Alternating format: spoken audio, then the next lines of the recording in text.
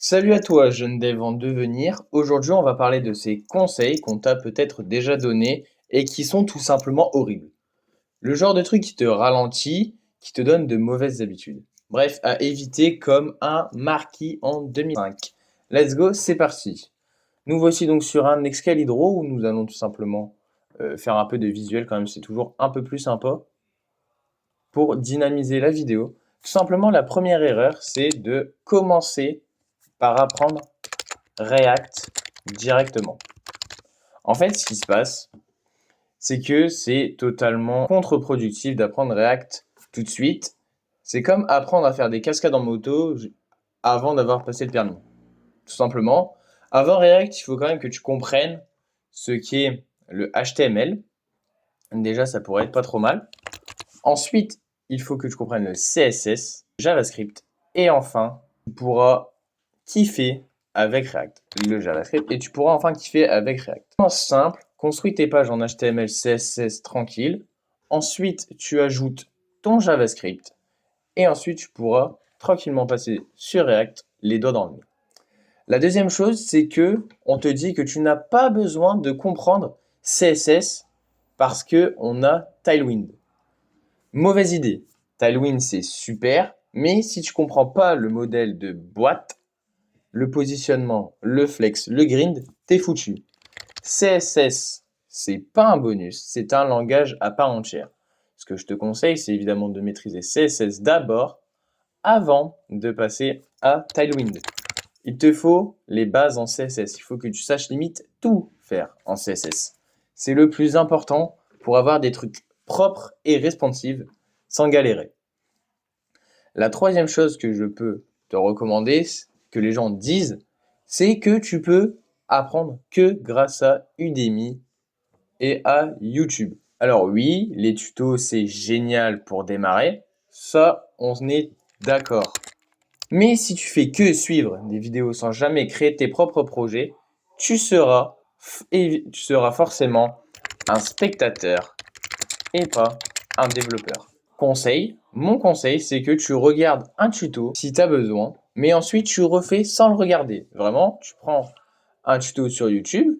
Donc, n'hésitez pas d'ailleurs, petite page de pub à vous abonner à Codemastery sur YouTube.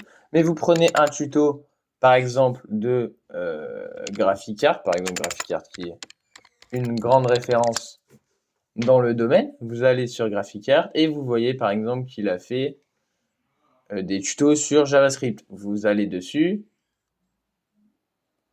et vous prenez, par exemple, vous allez sur les classes, vous suivez le cours et ensuite vous pratiquez. Si vous n'y arrivez pas, vous le refaites, vous repratiquez. Et ce que je vous conseille pas, c'est par exemple de faire comme ce que fait From Scratch, ou par exemple Bedin Code, je le répète avec From Scratch vu qu'il a des cours en plus, mais par exemple comme Bedin Code où il fait tout simplement la page en entier pendant 1 heure et juste vous recopiez et puis ça marche, vous êtes content. Ça, c'est vraiment pourri et il faut lâcher ça immédiatement. Quatrième chose que les gens disent, c'est pas besoin de Git au début. Git, c'est forcément pour les pros. Alors pour le coup, je ne suis pas d'accord. Git, c'est la base. Ça, je l'écris. Git, c'est la base. Tu bosses en local, tu testes des trucs, tu peux casser ton code. Git va te sauver la vie. Même en solo, c'est un outil obligatoire que j'utilise tous les jours. Et même, plus tôt tu vas le prendre en main, plus tu gagneras du temps plus tard quand tu en auras vraiment besoin avec une équipe. La cinquième chose, c'est que on te dit que tu peux faire que du front, que le back-end de toute façon c'est chiant. Alors le front c'est sexy, ok, mais comprendre le back-end c'est quelque chose de très important. Je vous conseille de comprendre le back-end pour pouvoir bosser après avec une équipe, même si vous faites que du front. Donc vraiment comprendre le back-end avant de bosser avec une équipe. Apprenez à créer quand même des petites API, à comprendre les bases de données. Même un petit Node.js Express, c'est pas si compliqué. Vraiment, ça change tout pour la compréhension. Ensuite, on pourrait vous dire, utilise Bootstrap pour tout. C'est plus simple. Bootstrap pour tout.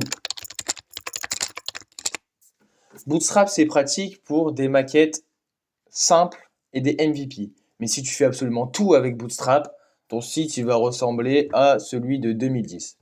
Et surtout, le plus grand problème selon moi de Bootstrap, c'est que tu ne vas rien apprendre. Tu ne vas pas apprendre à créer toi-même des composants. Donc pour moi, tu devrais l'utiliser si besoin, mais tu prends le temps de faire du CSS pur avant avec Flexbox, Grid et un soupçon de style personnel. C'est tout pour cette vidéo assez rapide. Il y a plein de gens qui veulent bien faire en te donnant des conseils, mais certains conseils, même s'ils partent d'une bonne intention, peuvent te bloquer ou te ralentir. Ce qui compte, c'est d'y aller étape par étape, de comprendre ce que tu fais et de coder un peu tous les jours. C'est ce qu'on va faire dans Code Mastery, la plateforme qui vous permettra d'avoir une roadmap claire avec des cours précis, concis et immédiatement des projets.